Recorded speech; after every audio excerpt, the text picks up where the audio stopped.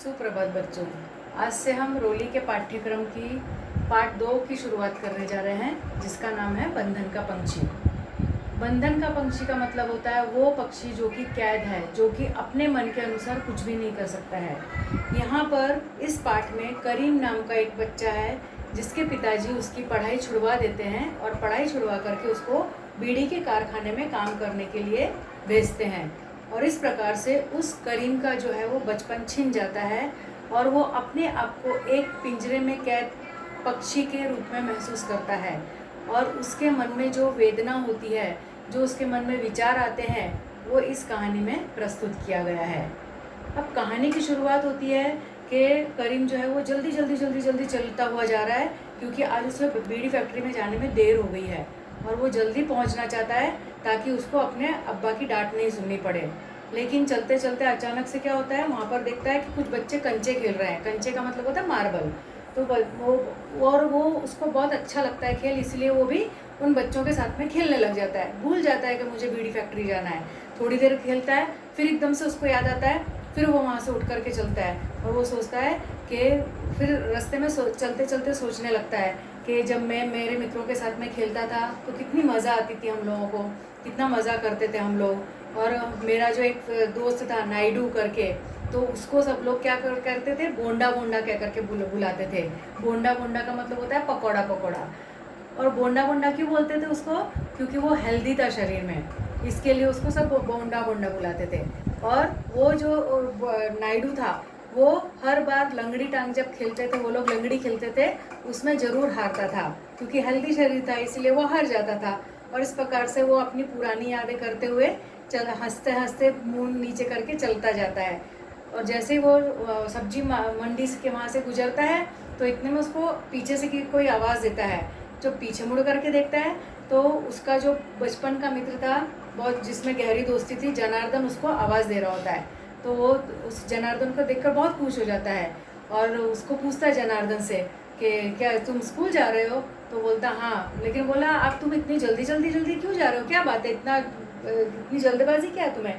तो बोलता है कि नहीं, मैं अभी सामी के घर पर जाऊंगा, पहले वहाँ पर थोड़ी देर खेलूँगा और उसके बाद में खेल करके वहाँ पर खाना खाकर फिर मैं अपने इस पाठशाला जाऊँगा। तो बोलता है अच्छा। तो वो उसको पूछता है कि तुम नहीं जाते हो स्कूल। तो वो कुछ नहीं जवाब देता है और इस प्रकार से दोनों भी चलते जाते हैं। कोई भी आपस में बात नहीं करता होता है, क्योंकि करीम स्कूल नहीं जाता है, इसलिए उसको इस बात का बहुत दुख होता है। तो वो जनार्दन से कुछ भी बात नहीं करता और दोनों चलते जाते हैं। फिर आखिर में जनार्दन ही जो है वो चुप्पी तोड़ता है और उसको बोलता है करीम को कि क्यों तुम पाठशाला क्यों नहीं जाते हो। तब उसने बताया, वो बताता है कि मेरे पिताजी ने जो है वो चाहते हैं कि मैं भी घर में जो पैसा कमाऊं, इसलिए मेरे पिताजी ने मेरी पढ़ाई छुड़वा दी है और मुझे बीड़ी फैक्ट्री में काम पर लगा दिया है।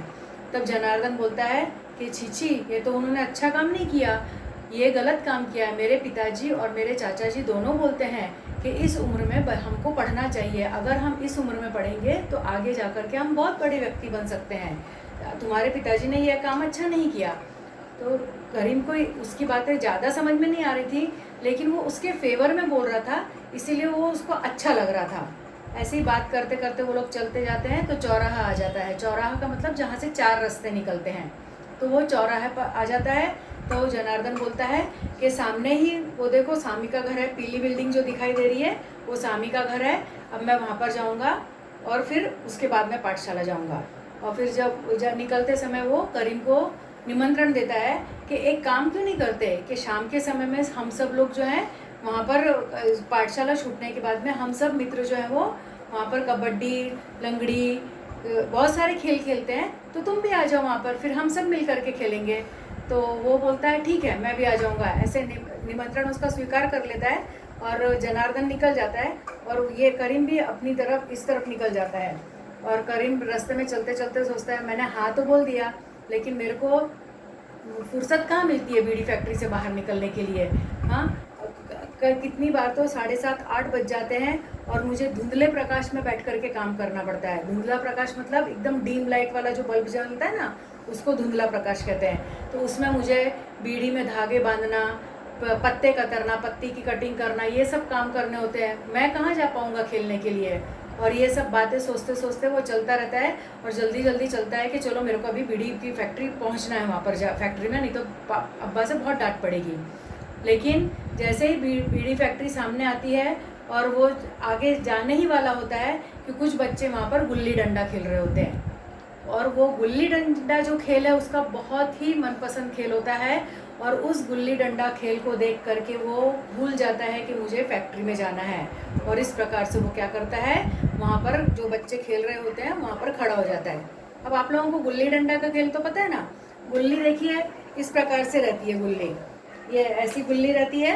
तो ये जो गुल्ली है तो इसके ये जो सिरा है, यहाँ पर ये जो सिरा है, ये जो सिरा है तो इस सिरे के ऊपर लकड़ी मारते हैं, डंडे से मारते हैं, चोट करते हैं। तो ये इस सिरे से पर जब डंडे से मारते हैं तो वो गिल्ली जो है वो ऊपर उछल करके जाती है, और जब वो ऊपर से फिर से जब नीचे आती है तब वो डंडे से उसके ऊपर वार किया जाता है, और तब देखा जाता है कि वो गिल्ली कितनी दूर जाती है। तो ये इस प्रकार से गिल्ली रहती है। तो वो वहाँ पर खड़ा हो जाता है और देखने लगता है कि खेल, और वो जो लड़का जो रहता है उसका नाम रहता है तिम्मा रेड्डी।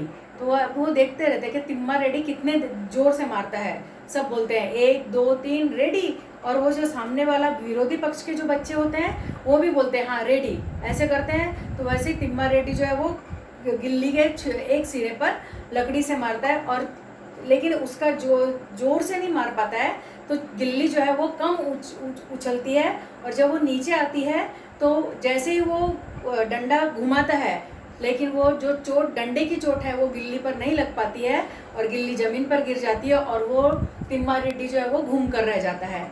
और आखिर में सब लोग ज़ोर ज़ोर से हंसने लगते हैंगे, और करीम भी ज़ोर ज़ोर से हंसने लगता है, क्योंकि वो तो इस खेल में माहिर था ना, तो वो भी खूब ज़ोर ज़ोर से हंसने लगता है।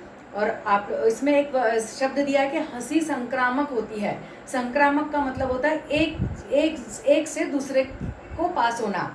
जैसे अभी हम सब बैठे हैं, बेवजह कोई एक व्यक्ति हंसा तो उसको बेशक हमको पता नहीं कि क्या है, लेकिन वो सामने वाला व्यक्ति हंसता है तो हम भी हंसने लगते हैं। ऐसे करके 4-5 जो भी बैठे रहते हैं सब हंसने लगते हैं, तो उसको हम बोलते हैं हंसी संक्रामक होती है। तो इस प्रकार से वहाँ पर जितने भी बच्चे रहते हैं वो सब हंसने लगते हैं ज़ोर ज़ोर से।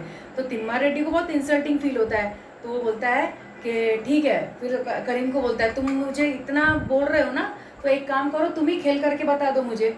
तो करीम तो जैसे चाह ही रहा था कि कोई मुझे चांस दे, चुनौती जब उसको मिली तो आ गया खेलने के लिए, और सब लोग एकदम कॉन्सेंट्रेट होकर के उसके ऊपर देखने लग गए कि किस प्रकार से अब ये खेलता है। और जैसे ही करीम डंडा लेता है और गिल्ली के सिरे पे मारता है, तो गिल्ली जो है वो बहुत वेग से ऊपर जाती है, और जैसे ही नीचे आता है तो वो इतनी ज़ोर से वो डंडे की से गिल्ली को मारता है कि वो ठन की आवाज़ करके दूर नाले में जा कर के गिर जाती है गिल्ली।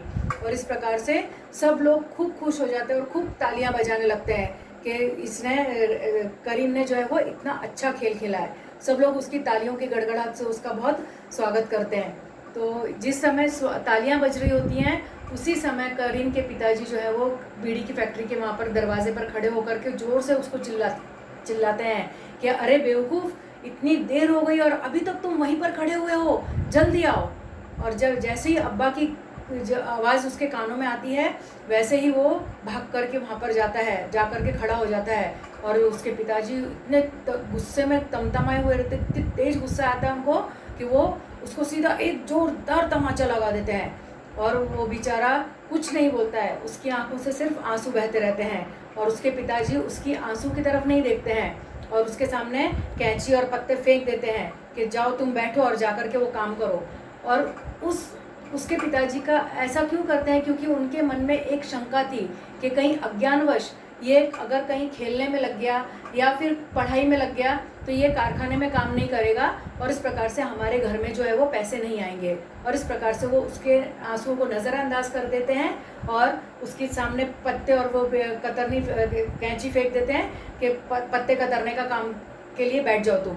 और इस प्रकार से बेचारा रोता जाता है और पत्ते कतरता रहता है, लेकिन उसके कान जो है वो बाहर लगे होते हैं, बाहर से आवाज़ आती रहती है 1 2 3 रेडी। उसको फिजिकली शारीरिक रूप से बेशक पत्ते काट रहा था, लेकिन मानसिक रूप से वो जो है वो उन लोगों के साथ में खेल रहा होता है और इस प्रकार से वो अपने आप को एक एक पिंजरे के पंछी के रूप में अपने आप को महसूस करता है। तो ये थी हमारी कहानी और इस प्रकार से करीम जो है वो अपने आप को पिंजरे के पंछी के समान समझता है, इसीलिए इस पाठ का नाम बंधन का पंछी रखा गया है। धन्यवाद।